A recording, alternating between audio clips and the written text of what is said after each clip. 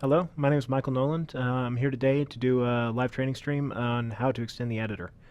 The UE4 editor has a lot of different ways that you can plug into it, extend it in various different ways, from adding menu items, creating new asset types, making details customizations for existing game classes and things like that, or even creating new blueprint nodes, new blueprint pins, or entirely new custom editors for other kinds of assets. You want to flip over to the screen? So first off, I'm going to go over a couple of specific ways you can extend the editor. Then I'm going to talk more about other paths and sort of how to learn how to fish. So how to go through the engine, how to look at existing editor code and figure out how a particular thing in the editor was accomplished so that you can use that pattern to build your own thing. So two of the things in the sample project are going to be this test command here. So it's a new button right on the toolbar. And then in the edit menu, created this new submenu called Demo Tools. And this list here that you see is actually not a fixed list. It's going to go through all the classes that have been registered and find anything that extends from a particular subclass and show it up there. So it's really easy to add additional menu items there without having to go through and make new UI code each time. So first off, I created a new project. I'm going to skip some of the steps here because it just takes a little bit too long for the training stream. But the first thing I did was I created a new project. I just chose the C++ first-person template. It doesn't really matter as long as it's a C++ project. And so we're going to create a plugin within that project. You could also add this to your existing game project. You don't have to create a whole new project from scratch. Then once that was done, I created the template, the plugin file structure here. And so this actually has additional files in it, like it's not just an empty template. But the basic structure of a plugin is it's going to be under the plugins directory. And then the name of the plugin will be this directory. You also have name of the plugin.uplugin in that directory. And the uplugin file is just a JSON file that describes the plugin as sort of the high-level overview of a plugin. So in this case, it's demo editor extensions, and it has two modules. It has a runtime module and an editor module. And you can have one or many modules in your plugin. You control various things like what kind of module is it. Should it be run always, like when you're running your standalone game? Should only be run if you're in the editor. Actually, let me make the text a little bit bigger here. And so each of these modules will then be a separate submodule, just like you'd have in a game project. So we can see here the runtime and the editor modules. So here's the editor module. And it's depending on things like Unreal Ed. This is something that like a typical game project wouldn't depend on, but this gives you access to a bunch of additional things you'll need to make plugins. And this particular plugin also depends on what's called the property editor and the level editor, and I'll go into more detail on that in a little bit.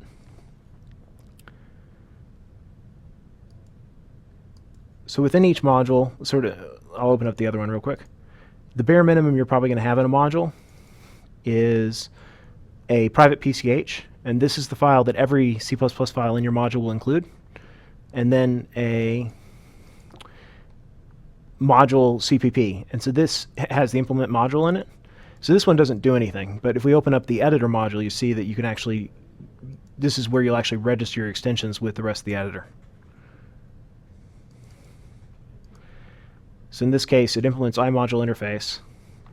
And startup and shutdown module is sort of the bare minimum if you're going to do something.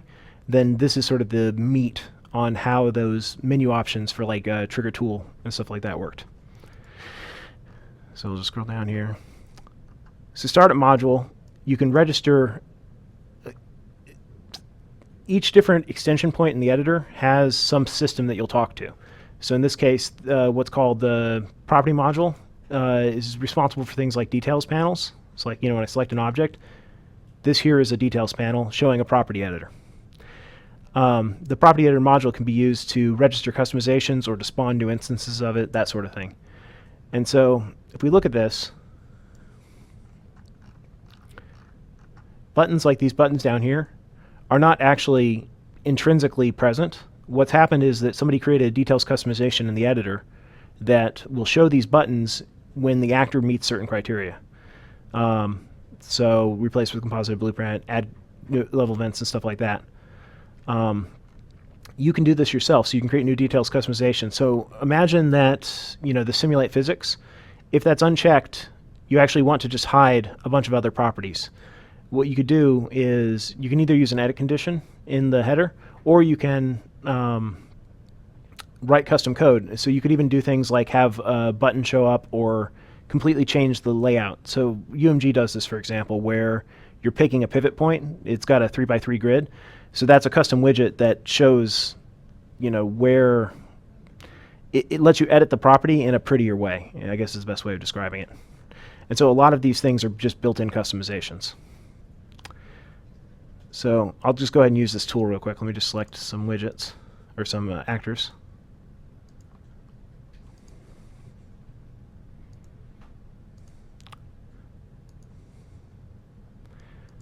So one of the tools I created here is just a mirror tool. And so this lets you just mirror about a plane all the selected actors. And so you can see here it's flipping in the x-axis. If I change this to be y, it'll mirror on the y-axis, and so forth. And so this command here is being shown using a details panel customization. So if we open up the mirror tool class real quick.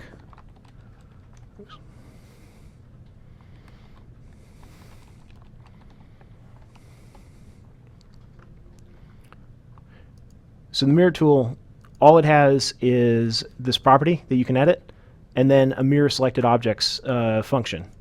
And I marked this function exec, and so that's so I can easily find it when I'm iterating over all the functions in the class. So let's jump back up a little bit, I guess, and walk through what this module is doing and why. So when the module starts up, first we register the details panel customization, and this is for the base editor tool. So if we look at base editor tool,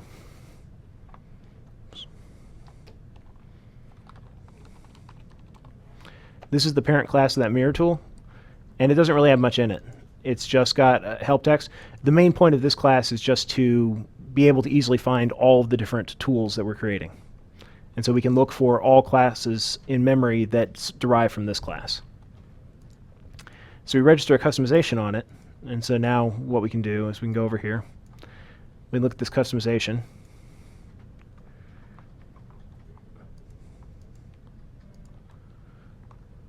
So a details customization derives from my detail customization. And it just has one method that you have to implement, which is customize details. And so this method, basically, whenever a details panel is being created to show that object, it will call this and say, hey, do you want to do anything? Do you want to hide properties? Do you want to add new widgets? Do you want to change how existing properties are being displayed, or change the categorization of them, stuff like that. So we go back in here. Oops.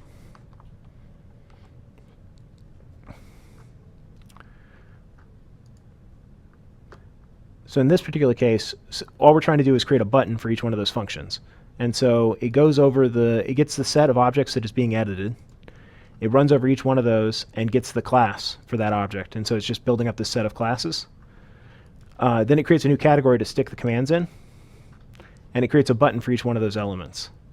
So this is a field iterator. This is how you iterate over metadata. So in this case, we're iterating over all of the functions on the class to find any function that's marked as executable and that has no parameters. You don't necessarily need this, but this is a nice check because we're not handling being able to provide the parameters. All the parameters for these kinds of functions, it's designed to be passed in via the members of that class. So like we have the mirror plane in the mirror example. So it creates a new custom row in that category and then adds a button to that category. Here we bound a delegate to execute the tool command, and we passed in the detail builder so we can get the selection set and the function. So when we execute that command, we'll run over the objects again, and we'll call function by name with arguments. You don't need to worry about the specifics of this. This is just sort of the machinery by which we can call that function on these particular instances. So if you weren't making a generic system where you have a bunch of different tools, you could just directly do whatever command you want to do right here. So if you had a button that re-rolled the random number on your object each time you clicked on it, then you could just directly get, cast to whatever your class you're customizing is, and then call, set seed or whatever function you've got on your game class. So that's the detailed panel customization. This is a really powerful tool. Like many parts of the editor are built using just that. So, if we open up the static mesh editor, for example,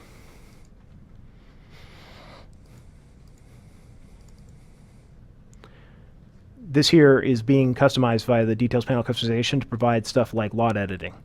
So there's not a custom chunk of editor code just to know how to display these. They're just regular properties on an object that have been customized slightly. So this saves you from having to do a lot of boilerplate and makes things a lot more consistent. So your UI will look roughly the same no matter what editor you're in, things like that.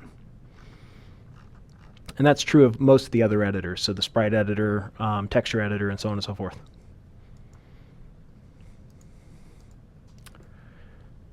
So now we'll pop over here. I'm going to skip over the style and the commands. These are not necessary.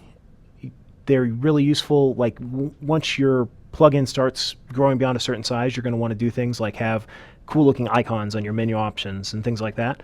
And so in order to do that, you'll have to create a custom style and add new PNGs to your content directory in your game.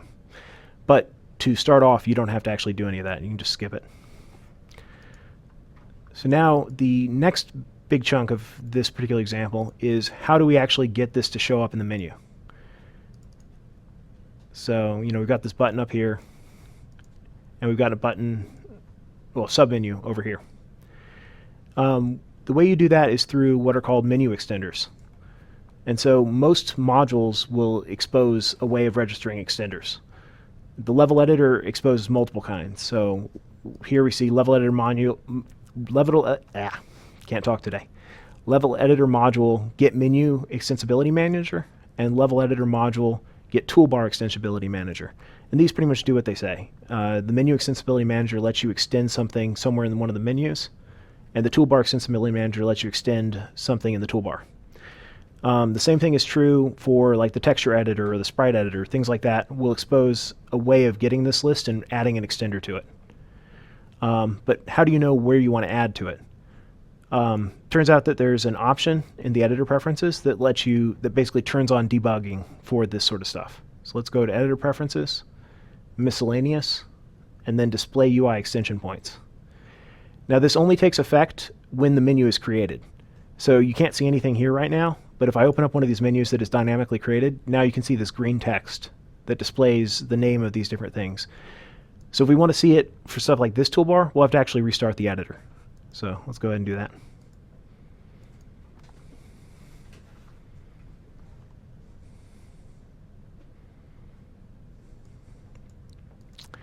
So while that's starting, I can sort of walk through this code. So in order to add something to the menu, you create a new menu extender. You add a menu extension or you add a toolbar extension. And you have to be careful that you use the correct one for where you're extending. Because otherwise it will compile just fine, but it won't do anything at runtime. Like if you try and add a toolbar extender to a menu, there's going to be no errors. It just won't show up. Then you put the hook, which is this green text that we're seeing in the editor. That's basically the name that somebody who created the menu originally said, hey, you can add things either before or after or at the beginning of this list.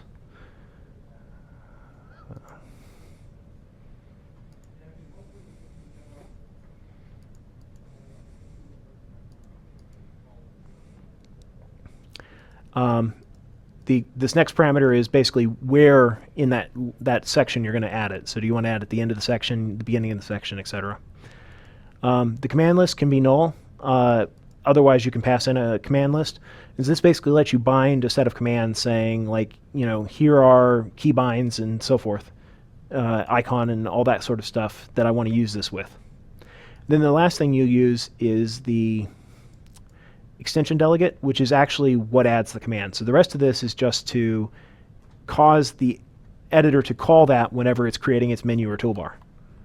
So we pop over here. Now you can see that we've got this green text in each one of these sections. And so you can see, like in this game section, game and then test command.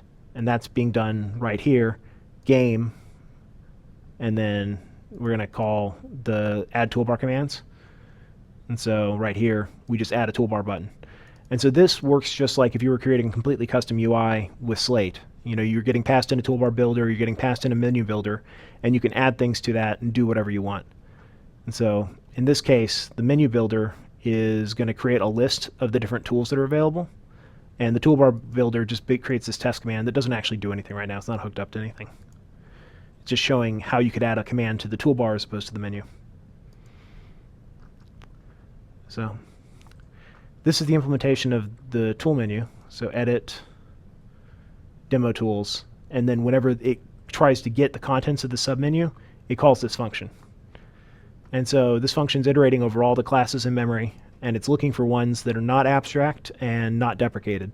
And so that catches everything that's derived from tool list base, or base editor tool rather. So this one's marked as abstract because it doesn't actually do anything, but the mirror tool isn't. And then it just adds each one to the menu, and it creates an action here to trigger the tool. And it passes in the class via state capture here.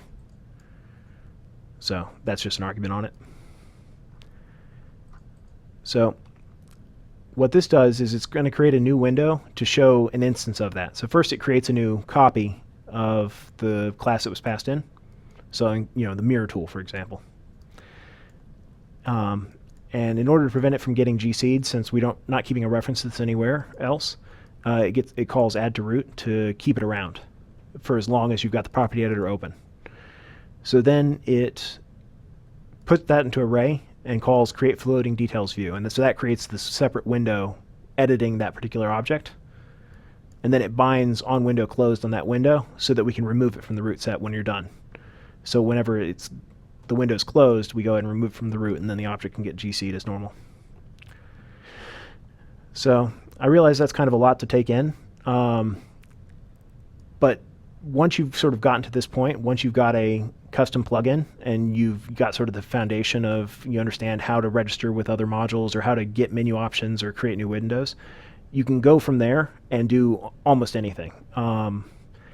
It depends on exactly what part of the editor you're trying to extend. Some pieces are more or less flexible, but just to give you an idea of some of the different things you can do, let me open this up. So you can add a menu item, icon, or widget to any multi-box anywhere. So multi-box is this sort of thing. So like this right here is a multi-box. So is this. Basically anywhere where you've got a horizontal or vertical toolbar or menu, that's actually a multi-box under the hood. So like a toolbar builder or a menu builder both create a multi-box. And so the multi-boxes have all that support for extenders where you can stick something in a particular place, that sort of thing. It's also true for even things like context menus. So you can see there's these different extension points here. So if we look at textures,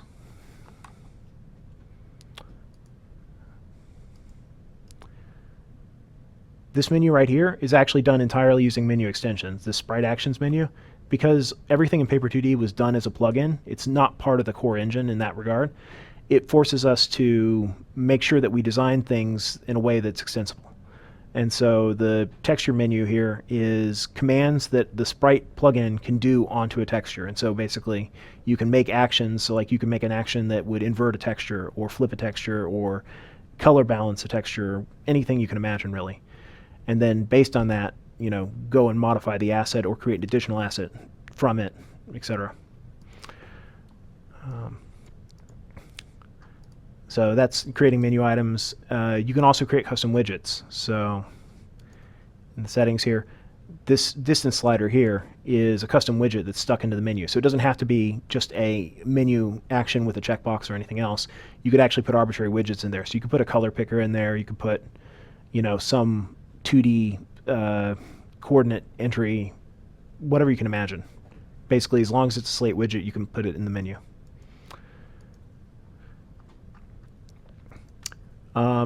One of the simplest ways of extending the functionality, and this is typically done in runtime since you're going to want to do it in your shipping game, not only in the editor, is expose a function to blueprints.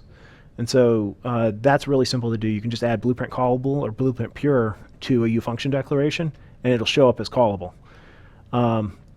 But you can go further than that. You can actually create new graph nodes. So imagine you've got custom nodes. So like the timeline node, for example, has like a little bubble that shows up on top of it saying how much time is left when this timeline component is playing.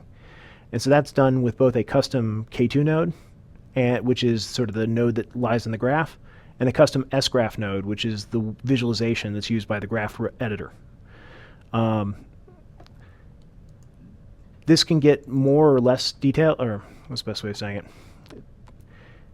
You can extend the blueprint nodes in a lot of different ways. So you can do simple things like subclass from an existing blueprint node. So call function node is sort of the root of a large swath of functionality. And so we have things like add component is a subclass of call function that just adds a little bit of extra work on top of it, but still inherits most of the behavior. You can also do things which expand out to other nodes during compilation. So you can make a node without updating the compiler at all. You can say, hey, this node, when I compile, I actually want to replace it with these other two nodes. So we've got a lot of examples of that in the engine as well. And then all the way up to, if you actually need to extend the compiler, you can actually create a new, let me just open this up real quick.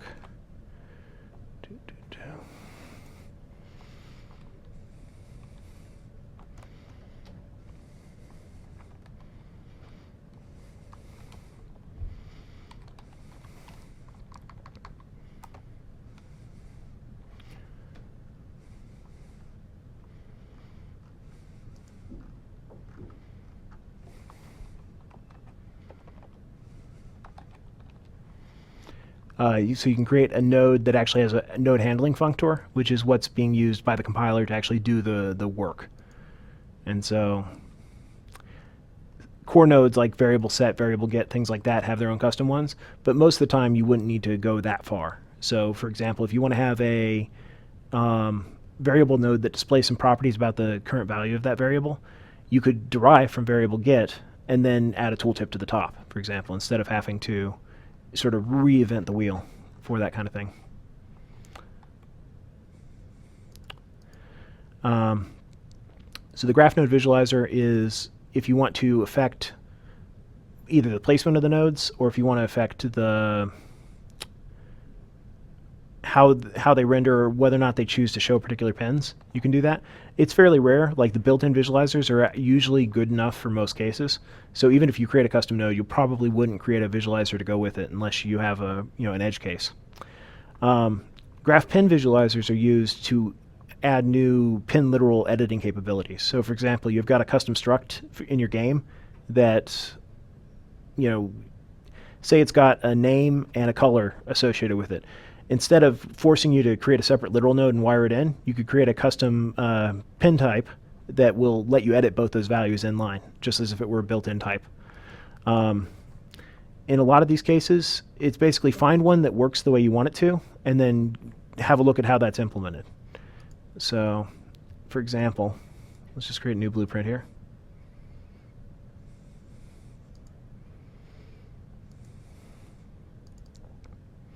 Oops.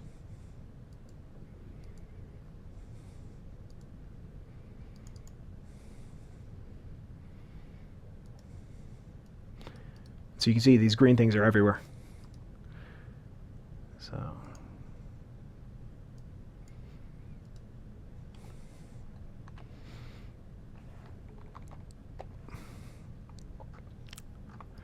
So I just dropped a add vector vector node, and so these two things here are sgraph pin vectors, I believe. But I'll show you how you can figure that out.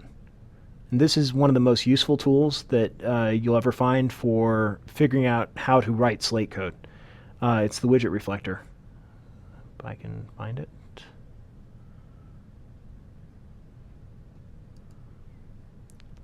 So the widget reflector lets you figure out how something was built.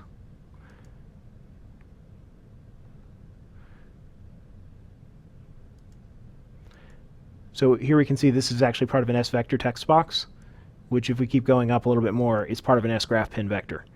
And so as you can see, you can click through different parts of the tree, and it will actually highlight on the screen where it's being, what the bounds of that widget are. And also, if you built from source, you can click on the widget info right here, and it'll actually open it right up. Sometimes it opens up the wrong project file. but this is still immensely useful for like jumping right to where that piece of code was at. So let's jump just a little bit higher here.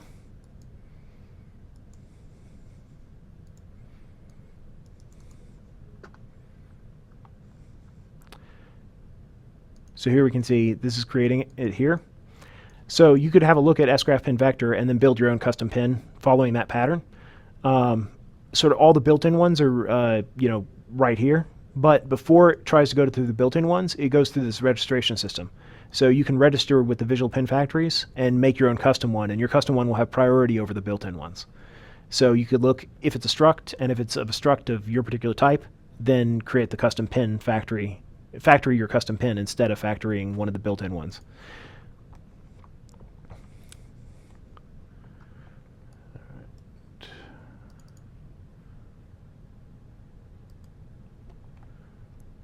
Where did I put that index?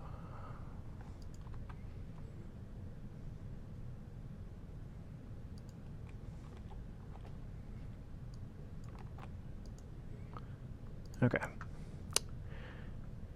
So you can also create new console commands. This is something you can do even in your runtime game. If you want to create a new console command, you bring down by the tilde command or whatever. This can be useful if you want to have like additional sort of power user commands or just simple cheats to execute quickly. So whenever you bring up the console, it's by default bound to sort of the top left button on your keyboard, which is like the tilde or the cursor key. You can type in a command here, and so like you can see console variables and things like that, which you can also add, but you can create commands. And so there's an example like in the Blueprint Stats module, for example.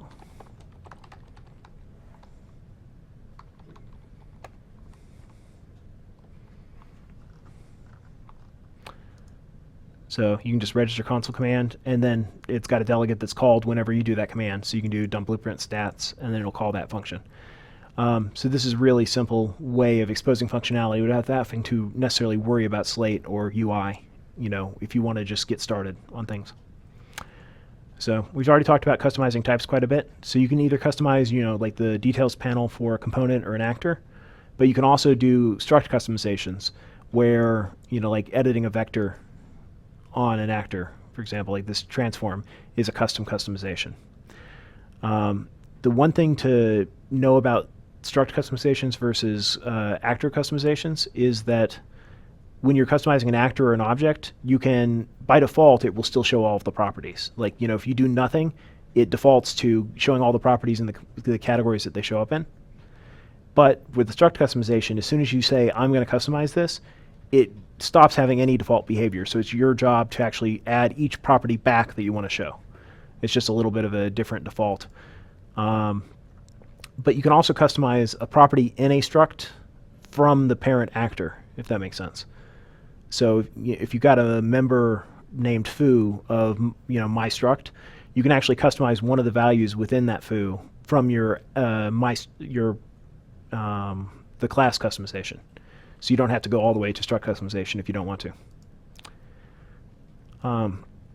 This is something that a number of people asked about on the forum thread, which is adding a new asset type. This can go from really easy to actually fairly complicated. The simplest thing to do is to just derive from UData asset. And what that'll do is it'll show it up in, whenever you create a new asset, create new.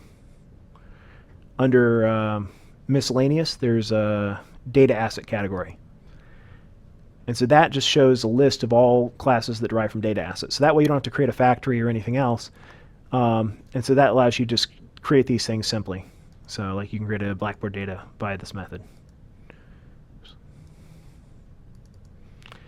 So these data assets can either have a custom editor associated with them, or by default they'll just open up a property editor for them.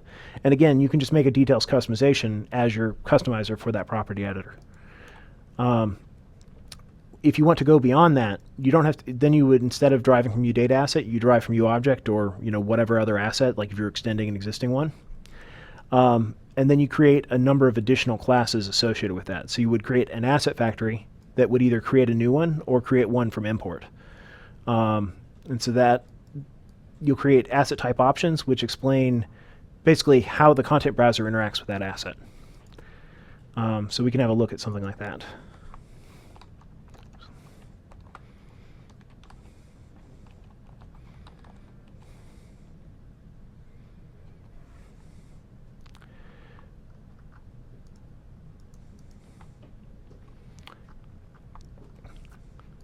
So the asset type actions allows you to do things like customize the color, like that strip of color that shows up at the bottom or in the background if there's no icon.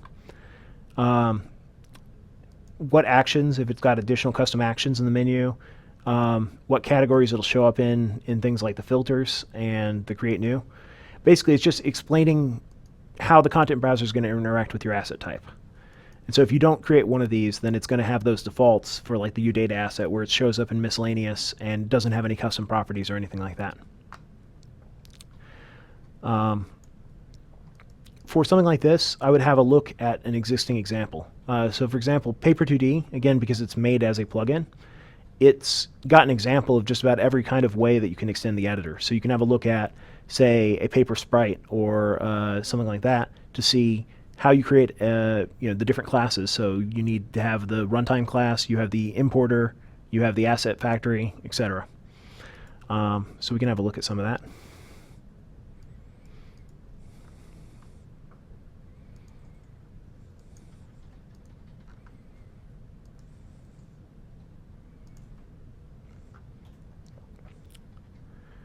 So here we've got the asset type actions for it.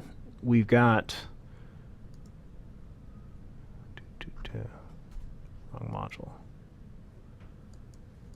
Let me open up this other one real quick.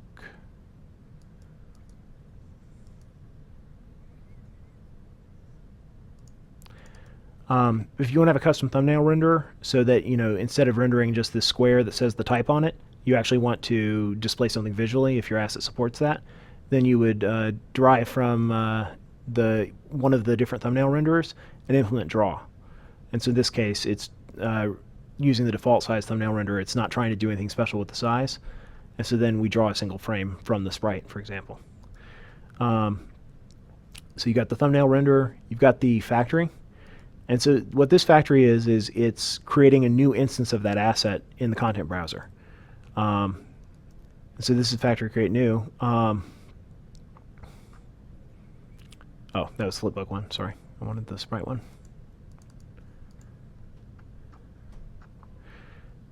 And so this factory can have various different parameters that are either set via other means. So like if you create the factory from a particular way, like you right click on a texture and create from that, then this could be populated when the factory is created. Or you can have implement configure properties and actually cause a details panel to show up right here so you can enter in values. That's a pattern we've kind of moved away from in the editor, but it's still visible in certain things that just you can't get around having some import settings. So for example, when you import an FBX, there's a dialog that asks you for various settings there. And so that's implemented via this configure properties method. You can also create an actor factory. And so an actor factory is, I've got an asset in the content browser, and I want to drag it out into the level editor. How should that happen? So if we get static meshes here real quick. When I drag this out, it knows to create a static mesh actor, and it does so via finding one of these actor factories that can go from a static mesh asset to a static mesh actor instance. There's a similar thing if you drag and drop one of these assets into a blueprint.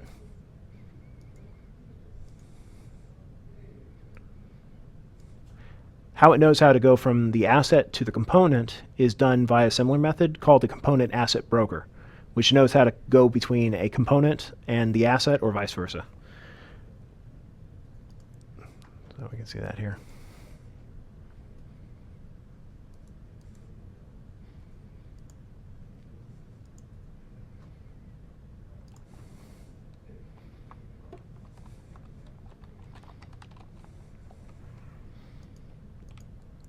So that's just an implementation of iComponent Asset Broker that knows how to assign an asset to a component or get asset from component, etc.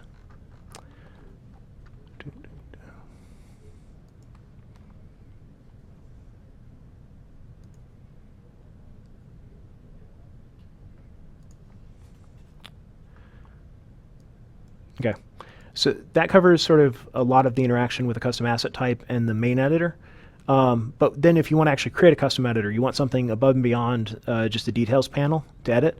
So, for example, the blueprint editor is a fairly complicated editor that, has these different modes and so forth, and has stuff like this viewport in it.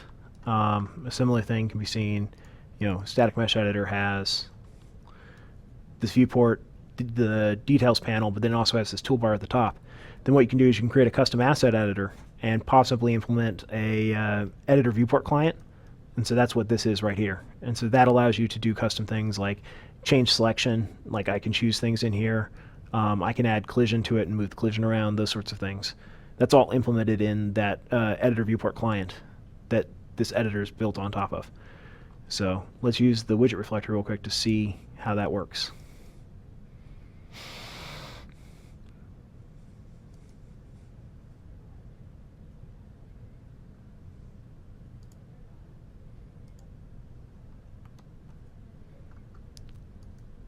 So we can see this is a static mesh editor viewport that's inside of, you just keep going up, standalone asset editor toolkit host. So the standalone asset editor toolkit host it handles some of sort of the busy work of creating a new asset editor in terms of keeping track of what assets are being edited by who, adding options like save and find a content browser, sort of those basic things. So, but if we flip back up here, we go to this guy.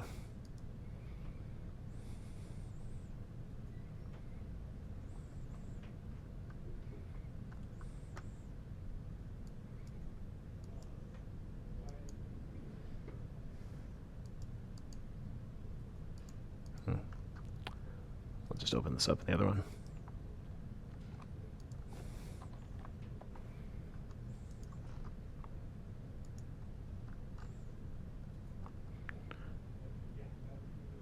So we can see here's the module, and whenever you create a static mesh editor, and so this is being called from the static mesh asset type action somewhere, it creates a new one and calls init static mesh editor on it. And so this is the kind of thing where there's enough little details that it's best to actually look at a existing example and work from that rather than try and implement it completely from scratch. But generally the rough shape will be similar. You'll create some widgets that you're going to have inside of it. You'll add those. You'll create this layout. So this layout is a hierarchical layout for the editor that can be, basically it's automatically serialized. So for example, if I redocked details to down here and then closed and reopened this editor, it would remember that I had done that. And so the layout is basically just saying, okay, I want these tabs to be in this location by default. But then from then on, it'll actually load it from the config INI instead of loading it from the default, unless you've started a brand new project or whatever. And so a lot of that stuff is basically taken care of for you as long as you sort of follow the golden path, if that makes sense. All right.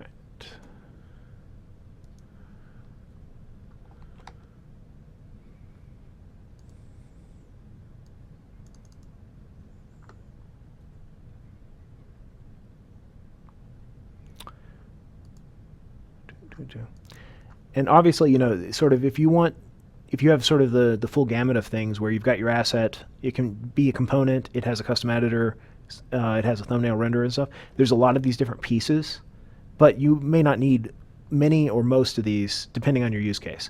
So for sort of like the core built-in types like static mesh and stuff like that are these visible renderable things, there's more of these support classes necessary.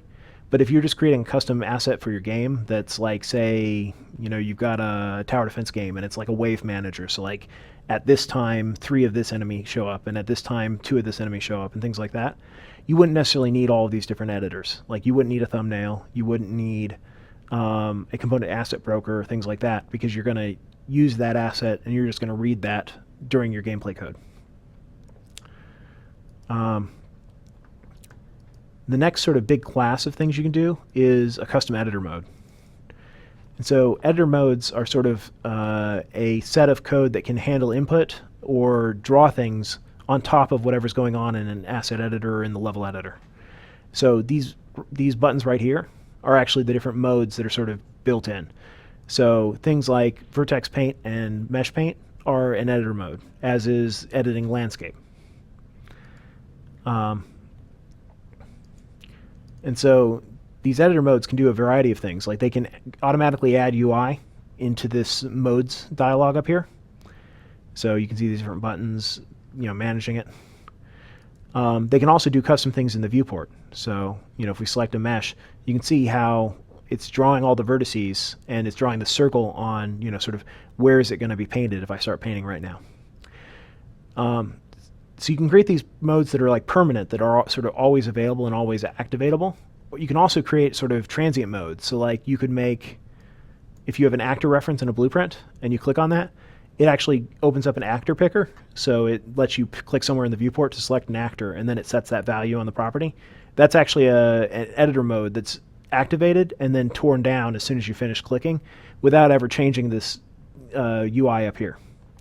So imagine you wanted to make a ruler that lets you, so there's already a ruler in the 2D mode, but if you're in 3D viewport mode, the ruler doesn't work because it's kind of hard to define exactly what that would mean. Like, do you click down to the ray or whatever? But imagine we wanted to make a sort of sphere ruler. So you start it by clicking in the viewport with a particular key held down, and then as you click and drag, instead of moving the viewport around, imagine it drew a sphere that grew or shrank and displayed the radius of the sphere on top of it. You could do that as a custom editor mode that's only active and is consuming mouse input for the duration while it's active. And so you can do a lot of interesting things there if you want to have custom region definitions or something along those lines. A related piece is called the component visualizer. And so spline components don't actually use an editor mode, but they use a component visualizer instead. And so editing spline components and adding vertices on the spline is using that component visualizer.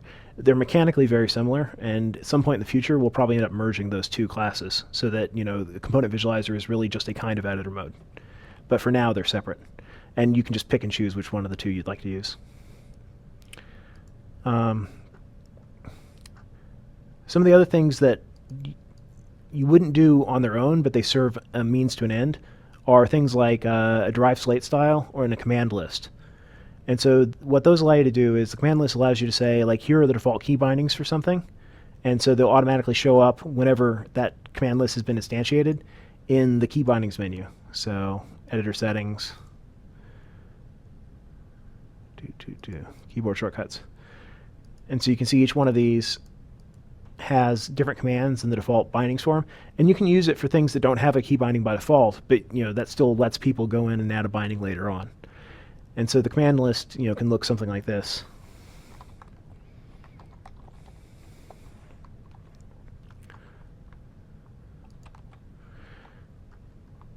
So command list is derived from T commands, and the argument to the constructor is the name of the class itself. And so you'll have the context name, and so that's what's going to show up. That's the best way of describing that. That's what's going to be used sort of under the hood when it's binding the commands. This next thing is actually the name and the hierarchy of it. So like here's the demo editor, and then the parent. And so we'll see the commands here.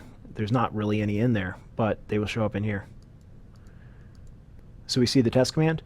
And you can also specify a parent. So instead of showing up at the top level here, if you specify a parent, it would show up nested underneath that other object. So if you've got, say you wanted to do commands by mode within a particular editor, you can make those underneath it. So like the level editor, I think, is like that, for example.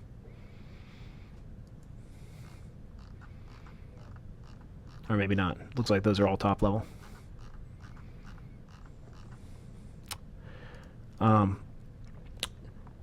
But yeah, in the command list, you always implement register commands, and that's where you'll actually bind the command. And so you can say, this is my command, this is my the description of the command, that'll show up in the menus and stuff.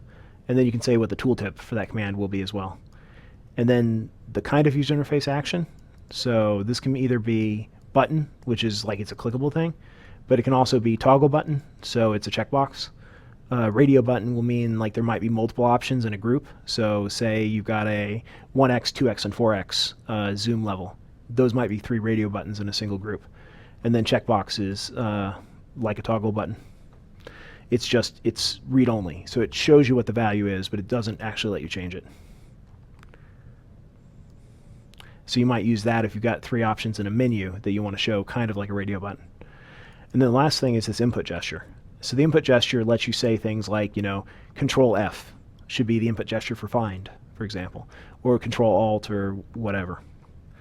So that lets you set the default key binding for that command. When you've got a command set, on its own, it doesn't necessarily do anything. Like this describes sort of the shape of the command, but it doesn't describe what it actually does. And so if you then want to use those commands, you would bind that command in the particular context. So, for example, we can look at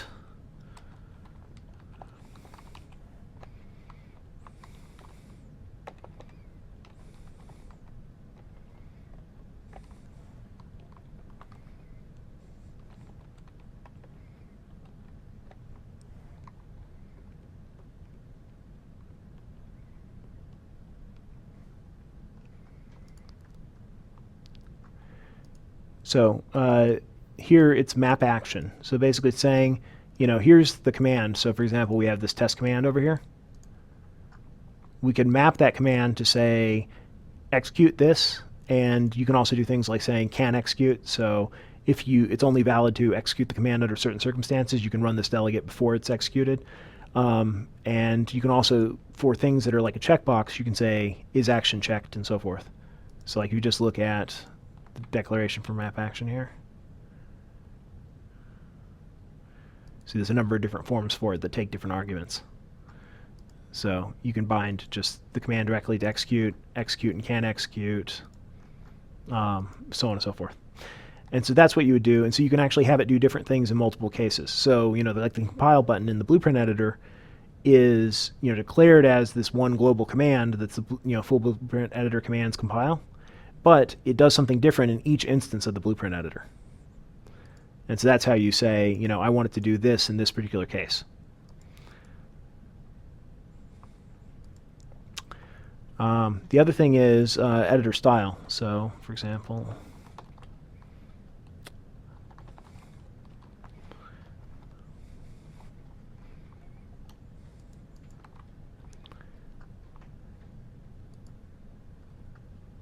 so you create a style set, and you can bind things to it. So, for example, you can say, this path within the style set should be this icon, for example. These macros are just kind of helper macros. So it'll be like, in this content directory, I want it to be this. So you can see here, for the Paper 2D plugin, it's using engine plugins dir, and then the path to the rest of it. In your own game plugin, it would be game plugin dir, and then name of the plugin. So for example, in the case that we're working on, it would be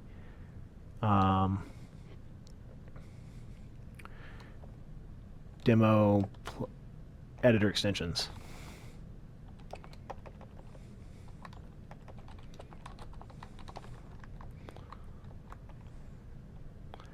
For example.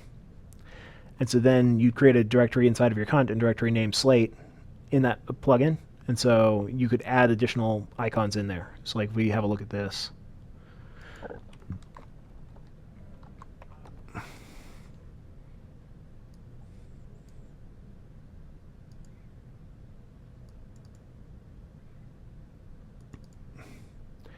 So here we can see these icons that are being used for the Paper 2D editor.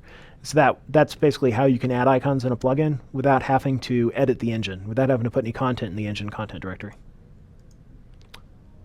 All right.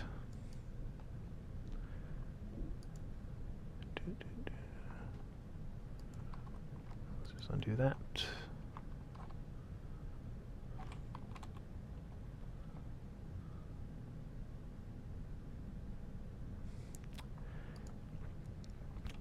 So another cool thing that was just recently introduced is you can actually create a new interactive tutorial. And so that's basically just a blueprint right in the content browser that lets you do things like describe how your plugin works, describe how a game sample works, or things like that.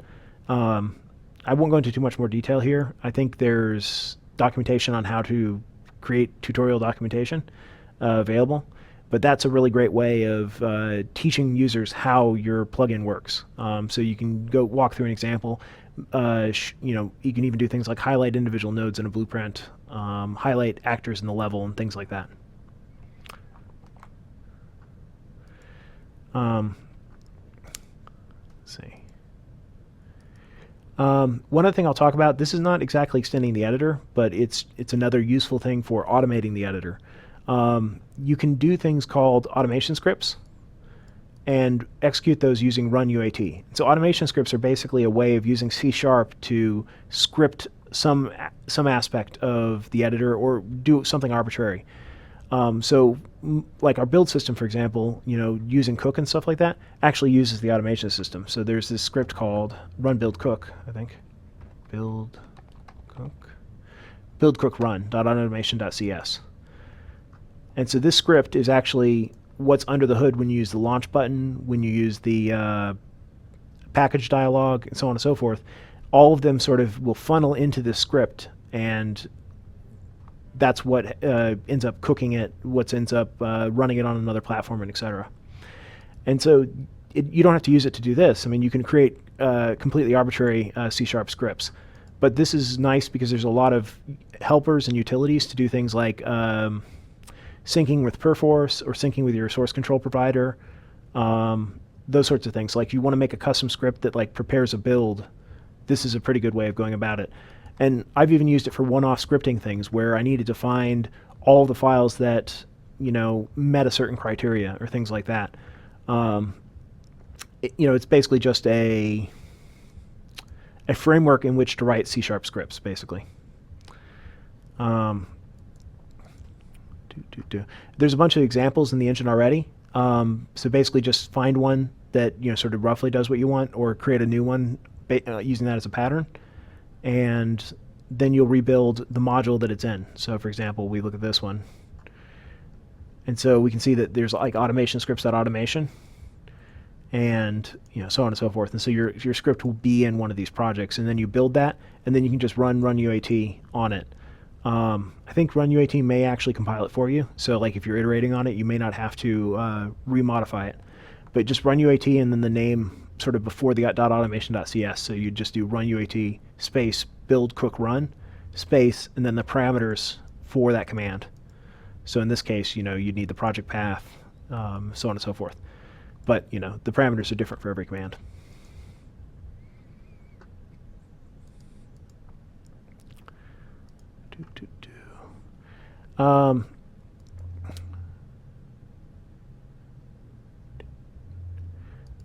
So one other thing that, again, doesn't exactly qualify under extending the editor, but it's really useful for doing things that you might only do in the editor, is using the user construction script. So in a blueprint, you've got sort of the components tree, which is just like, I always create these components. Then you've also got the user construction script, which is a chance to run some code on spawn. You can also do that in native code. You don't have to use blueprints to do this.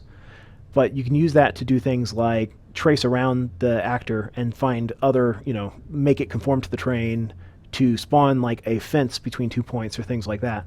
So you can either have it happen always when it reruns, and so like as you drag it around, it's constantly rerunning, or you can gate things using a Boolean. And so what you could do is every time that Boolean is clear, it will run that code and then set the Boolean again. And so basically the Boolean becomes a button. So you can click on that Boolean value and it will automatically run that block of code that you've gated by the Boolean.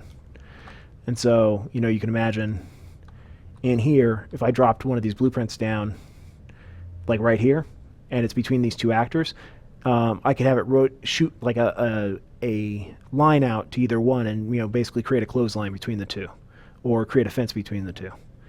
And that's one of those things where, if you work smarter, if you've got a ton of content to create, creating those sort of like helpers or utilities can really save a lot of time.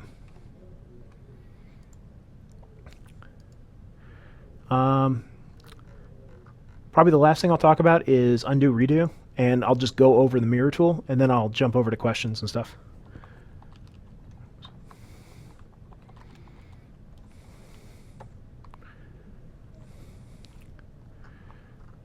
So here's the actual implementation of mirror selected objects. What it's doing is it runs over all the selected actors, and you get that from gedit. And then it figures out what the current position is, and it mirrors that current position via the mirror plane to figure out where the new position should be, and then it sets it. So if you just did that and you commented out these other lines, oops,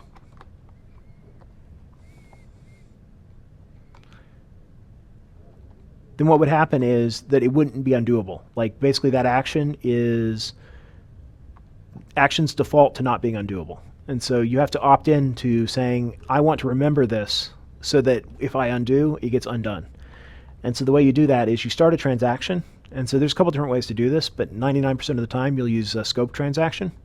And that basically says, hey, this is a command I'm doing that I want to be undoable. And so you give it a friendly name using loc-text saying, this is the action that's going to show up in the undo history. And so you also see if you undo, it'll say undoing mirror about plane. Then for any object that you're going to modify, like if you're going to change the properties or call a function on it or whatever that would mutate it, then you call modify before you do that modification. So what that does is the first time an object is modified inside of a transaction for a given transaction, it will actually remember the state. And so basically it's like, I'm going to take a snapshot of this actor, and then anything that happens when the transaction is finalized is stored as part of that modification. And so it knows that as part of setting actor location, this actually goes down a couple of objects under the hood, but it's still enough to capture the undo state, if that makes sense. So for example, let's select these guys.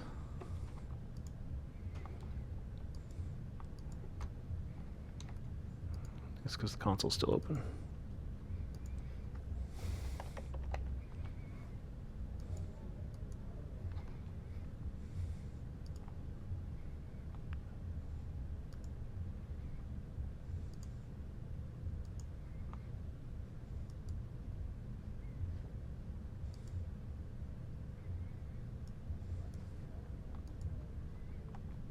So there, undo mirror about plane. You can see they pop back to their original location. And so this can go, arbitrarily more complicated. Like if I were actually, modifying a particular value on a particular object within it, then I could say, say actor had a member, my sub object.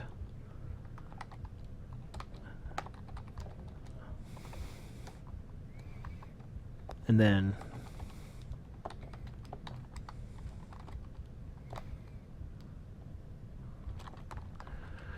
and so that would remember that that value had been modified and restore it on when the undo is finished. One thing about these is that the values that are remembered for modify are values that are reflected. So if you have a native value that's in there, then you would need to implement you need to serialize that yourself when it's going into the undo. But if it's by default, if it's tagged, so uProperty or things like that, that will automatically work.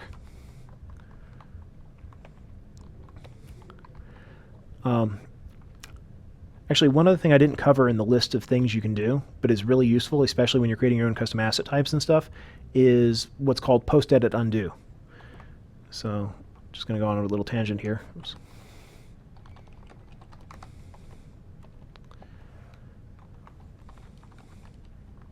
Or sorry, post-edit change, not post-edit undo. Sorry. So this method here is a with editor only object, with editor only method on uObject.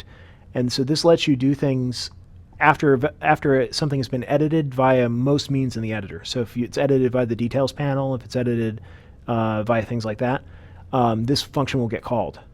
And so this function lets you sort of do fix-up work if you want. So for example, if somebody edits the size to be a negative value, you can say, no, that's not allowed. The size has to be at least 1.0. So for example, this right here checks a value, and if it goes below 0, it resets it to a default of 1. There's some metadata as well, so you can actually say things like meta UI min equals value, meta UI max equals value, things like that, to clamp it. But this can be useful if properties are interrelated dependent. So if this value is true, then this other value is limited, but if it's false, it's not limited. And so it lets you do those sorts of things. You can also do things like resize buffers. So imagine you've got a 2D array and you've got a width and a height. So you could then sort of have your old saved width and your old saved height. And if the user visible width and height change, then you can reallocate and copy over the portion of the old array to the new instance of the array. But just in general, this is a really helpful thing so that you don't have to do a bunch of custom UI code. You can just say, when these values get modified, something should happen. Just one other quick useful thing is this get member name checked macro. So rather than writing, and this would be just fine, it would compile, but it's fragile.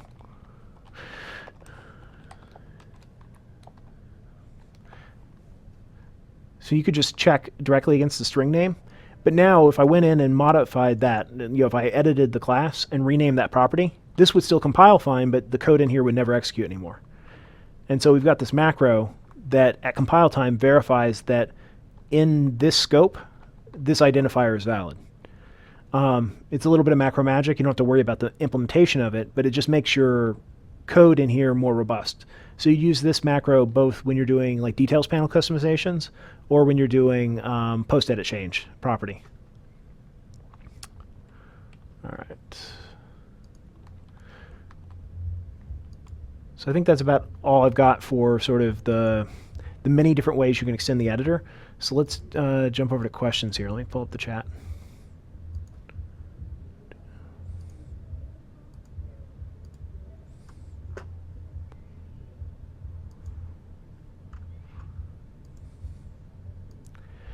Okay, so first question is from Abatron. Will editor extensions be supported in the marketplace? That's definitely the plan. Right now, we're still figuring out exactly how we want C++ extensions to work in the marketplace. Because we're using C++, there's no real binary ABI compatibility, and so you'd have to recompile the plugin for every major engine version. And so we need to work through some of the logistics there, but we absolutely want to support C++ plugins in the marketplace in the future. Let's see here. Would it be possible to, Brainshack's asking, would it be possible to create an own node-based editor like the BP editor or the material editor, and what would you need to do so? So yeah, that's absolutely possible. So the SoundQ editor and the material editor, the blueprint editor, and the behavior tree editor are all using the graph editor. And so what you do is have a look at one of the existing implementations there, and that's the pattern you'd use. So there's a couple different pieces. You need to create something that contains an sgraph editor. You need to create a new graph schema, which is a subclass of uEdgraph schema, which describes sort of what actions are valid on nodes and how can you create new nodes. And you'd create a new base subclass of uEdgraph node. And so, for blueprints, that is UK2 node. For anim graphs, it's uAnimGraph node, so on and so forth. And sound cues, it's I think it's uSoundGraph node, I want to say. So it's not trivial, but it's not actually that difficult. There's a number of different examples in the editor, and I probably just dig into one of those. Don't forget, you can always use the widget reflector to sort of figure out how something's working in an existing part of the UI.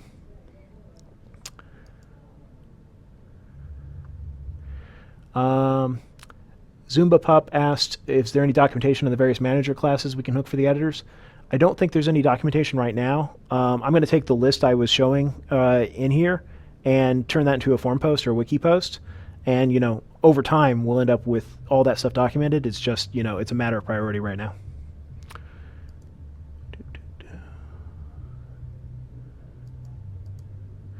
So Yannick Lange was asking, currently using modes for rendering text in the viewport from my multi-edit plugin. Was wondering if this is possible without modes.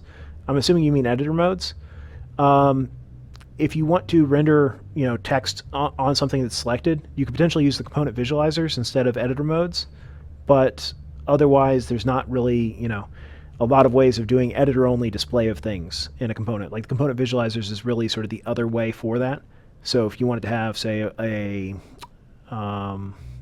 radius, and so you draw a sphere, enemies within this radius are going to be targeted by this turret, for example.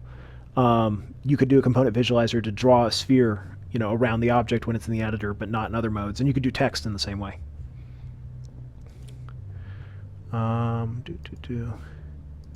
Uh, Fortune Studios Games was asking, is there a way to hide property categories without editor code? Yeah, so sort of. You can't hide it without editor code, but you can hide it without having to do details panel customizations. So there's a method on UObject. Do you want to flip over to the screen? Oops.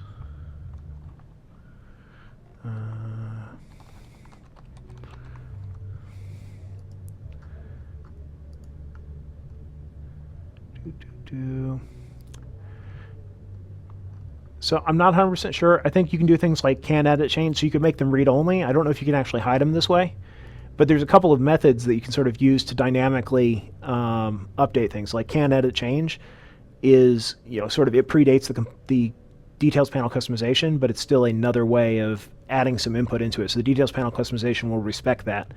But otherwise, I don't think there's a easy way of hiding them. I assume you want to do it dynamically, because otherwise you could just leave the category off. I mean, if they're properties that you want to be reflected but not editable, you could always just leave off the edit anywhere and the category name, and then they won't show up. Abatron Games was asking, is there any way to reorder the property categories? And yeah, absolutely. In the details customization, so let's have a look here.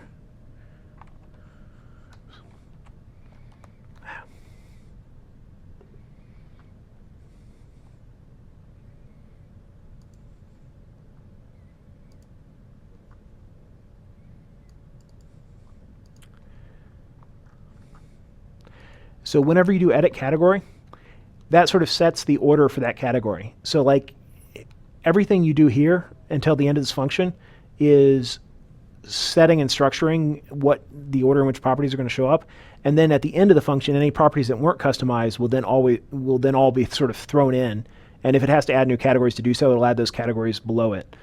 If you want to explicitly hide categories in here, you would call like, category dot hide property, or maybe it might actually be on the detail builder directly.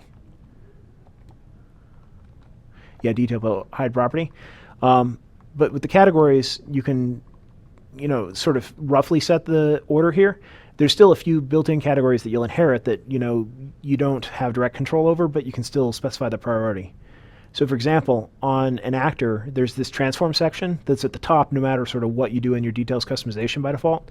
So even if I called edit category static mesh, it would still show up after the transform by default, but you still have control over that. What you can do is when you edit category, the next parameter is the next parameter is the localized name. So we'll just do text for that because we're not localizing this right now, although obviously you ought to. And then the last one is the category type. And so you can say it's important or it's transform. And so this is basically the sort category, sort priority within that tree. And so typically you probably wouldn't go anything above type specific, but you can actually go up to important, or you can even go as high as transform, and then that'll force it to be above the transform itself. So that lets you, order the categories.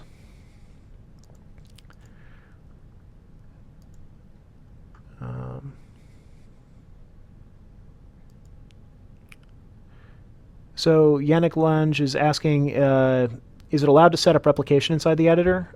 He's doing custom serialization right now and not sure if that's the way to go. Yes-ish. So like blueprints, for example, you can define custom replication in blueprints, but there's a lot of machinery under the hood that makes sure that everything goes well there. Like the compiler validates various things, and so it's not something I would necessarily try and do off, sort of dynamically in the editor. I would probably either define it in C++ or define it using a blueprint.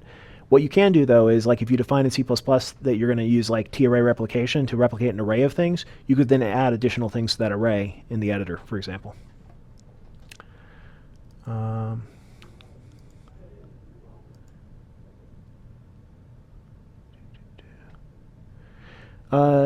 LT Wabo is asking, besides the Awesome Stream lesson, will be some sort of setup documentation to refer to certain features discussed in the video?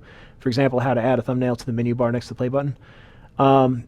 So I'm going to give this the project here that shows how to like have this test command up here and this edit menu command. So this will be available for download. So you'll be able to actually see exactly how these particular buttons were done.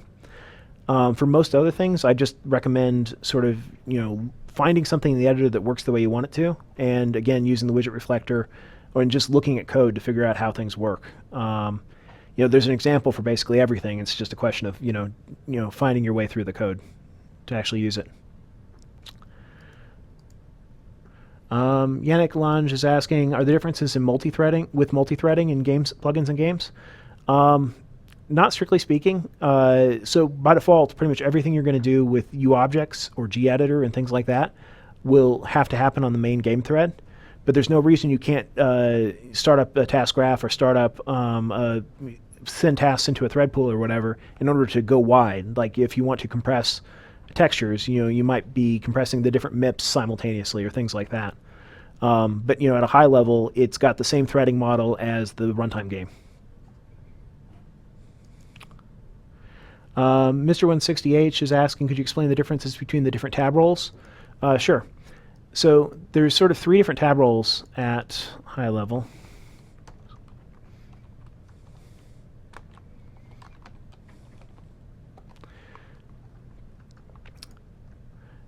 So for the most part, major tab, panel tab, and nomad tab are sort of the 3 ones you'd be thinking about. And document tab is used in a few very specific circumstances. So a major tab is something like this entire level editor. Like this right here, this example map, is a major tab. If I open up a new asset editor, that's a major tab as well. And so major tabs can be docked in with other major tabs, but they can't be docked in anywhere else. So like I can't dock this here with this details panel, because that details panel is called a panel tab. And so a panel tab always exists within the context of a major tab. So I can pull this off, and I can dock it anywhere else in here. But see, I can't dock it in a different major tab. It's like this doesn't belong. This belongs to the level editor, so it can't be docked into the static mesh editor. So I'll dock that back there. And the same goes the opposite direction. It's like this details panel, I can't dock it anywhere inside of the asset editor because it belongs to somebody else. The third kind is a nomad tab. And so this is a nomad tab, this widget reflector. It doesn't have a home. Like it can be docked anywhere. So I can dock the widget reflector, down here, but I can also dock it over here. So a nomad tab is basically the same thing. It can even be docked to the top level. So it can behave sort of like a major tab or a panel tab, depending on the circumstances. But typically, nomad tabs, their locations are not memorized. So if I dock it up here and then close and reopen the editor, it will have disappeared because it's really just designed for that one instance, that one run. Whereas the panel tabs within a major tab are memorized. So if I close and reopen the static mesh editor after docking it on the left, it remembers that. See, it keeps record of all that sort of stuff. And then the last option is document tab. This is actually pretty rare. Pretty much the only thing that uses document tabs are the blueprint editor and the and persona. And so this here is a well where the document tabs show up. So if I add some new functions, see, it's creating new document tabs in here. And so document tabs, they can actually be docked pretty much with the same rules as panel tabs. So they can dock somewhere within it, or they can be pulled off. But in general, you're probably not going to use document tabs unless you've got additional functionality on top of that to remember what documents were open and in what order in that asset editor. So the blueprint editor stores that data back into the uBlueprint class, for example. So Jared Theriot, I'm sorry if I'm not pronouncing your names right, by the way. How can we make a static library of functions in a module available to C++ users and not just Blueprint users? So the way you'll do that is you'll just create your class, and you will want to put it in your runtime module. So, for example, let's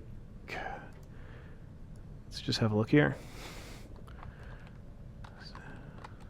Oops. So, for example, this is the gameplay statics class, and this is in the engine. And this exposes functions both to blueprints and to C++ users. And so it's used in both ways. And so it's just a class that derives from Blueprint function library, and you don't have to derive from this. If you only want to expose it to C++, then you could just make a static class that has methods on it, and that would be absolutely fine. But the key thing is that it needs to be somewhere in the runtime module, so it's available even in your cooked game. And so in this case, it's in the engine itself. But the plugin I created for this demo, for example, I didn't have anything in the runtime because there, all of it was editor-only things. But I could just as easily create a new public file here that has the header and a private file that has the implementations, and then I could reference that and say, like, you my function library : function name, and use that in C++.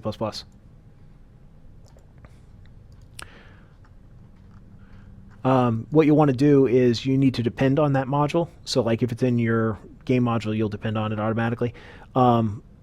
Project plugins, like it's not necessarily going to have them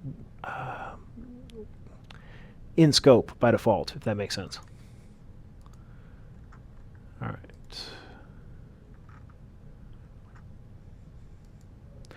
So a form question is, I have classes developed in a separate module with dependent blueprints, but I'm unable to merge the code and blueprints into the original game module. I'm wondering how the classes are namespaced, if they're namespaced by module or not. So the answer is that they are namespaced. They're namespaced, so like it'll be like /script/module name. So we can have a look at the base engine INI, for example. So when you move something, if you move like a native class, either within your own project or you want to copy code from one project to another, what you may need to do is add a class redirect. And so you can do this in your default engine.ini. So there's a bunch of examples here in base engine.ini where we've renamed or moved a component. So like let's go down to find one where it's actually changed packages. So here's one where K2 node bound event got moved to blueprint graph. And so you can see here, new class name is /script/blueprint graph dot K2 node _ actor bound event. So it got both renamed and moved. And so what you would do is, in your default engine.ini for your specific game, you would just add entries like this for any classes that you're trying to move around, and that way the references will get fixed up at load.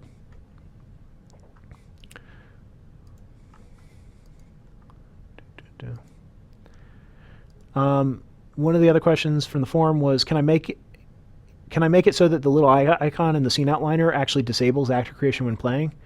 And so I think what you're talking about here is basically making it so that if this was unchecked, this object wouldn't even get spawned, as opposed to currently what this actually controls is editor visibility, but it doesn't affect any other visibility. That's not something that's extensible right now. Like you would have to, you could probably add a command in here, but even there you would need to edit how like the world is actually duplicated to make actors be able to be disabled in that way. So like that's not something that's immediately easy to do. One thing you might be able to do is move it into another level, like create a disabled level, and basically just unload that level before you hit play. So like if you want to keep actors around, you can just move them into that level and then use the level as sort of your granularity for enabled or disabled. That ought to work.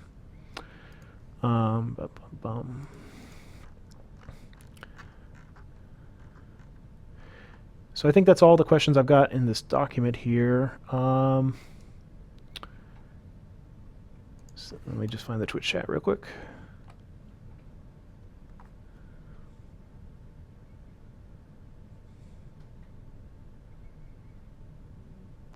Yeah, so does anybody else have any other questions or comments?